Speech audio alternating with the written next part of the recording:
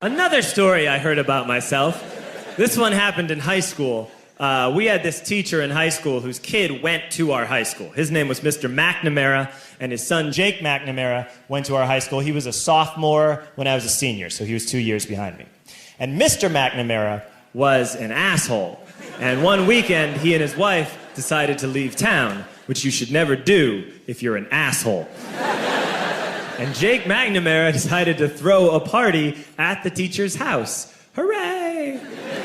And everyone around town heard about it, and we all got up individually and thought, okay, let's go over there and destroy the place. I walked into this party, everyone I had ever met was there, and everyone was drinking like it was the end of the world. People were drinking like it was the Civil War and a doctor was coming to saw our legs off. It was totally unsupervised. We were like dogs without horses. We were running wild. I walked down to the basement. They had a pool table in the basement. One dude took a running start and threw his body onto the pool table and broke it in half. Another kid found out which room was Mr. McNamara's and went upstairs and took a shit on his computer.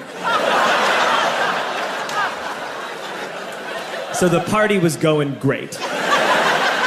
I'm standing in the basement and I'm holding a red cup. You've seen movies. And I'm standing there and I'm holding a red cup and I'm starting to black out. And I guess someone said like, something police. And in a brilliant moment of word association, I yelled, fuck the police! Fuck the police! And everyone else joined in. 100 drunk white children yelling, fuck duh police. With the confidence of guys who have like already been to jail and aren't afraid of it anymore. You know, that like, I serve my nickel, you come and take me confidence. But white children. The reason someone had said something police was because the police were there.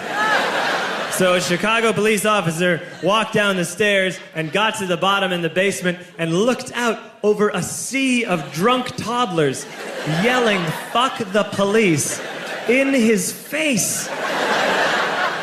And he was almost impressed. He was like, wow. And then he leaned into his walkie-talkie and went, get the paddy wagon.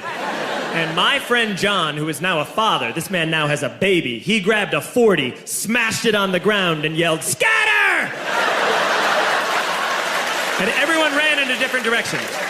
We all ran in different directions. It was like that scene in Ratatouille when the humans come in the kitchen and all the rats go in different ways. We all ran in different directions. I ran into the laundry room and I jumped up on the washing machine and I crawled out through a window into the backyard, and now I'm running through the backyard and there was this big chain link fence and I thought, I've never climbed a fence that high before. And then I woke up at home.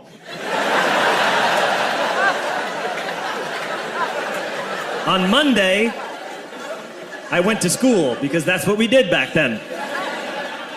And I'm walking into the school building, and who do I see but Jake McNamara?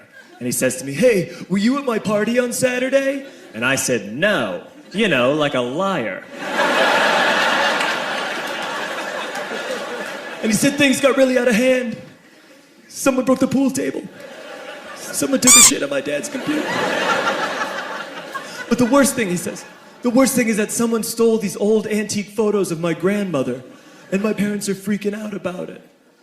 And I had that thought that only blackout drunks and Steve Urkel can have.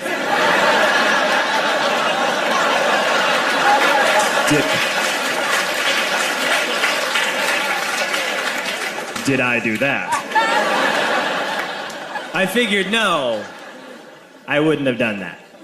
But I was never sure until 2 years later. Relax.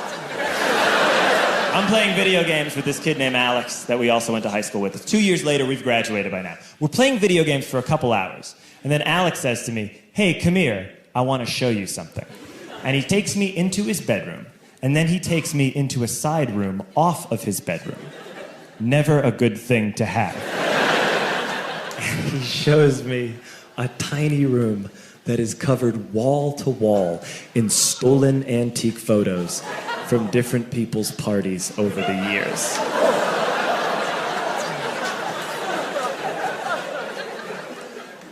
said, why? Why do you do this? And Alex said, because it's the one thing you can't replace.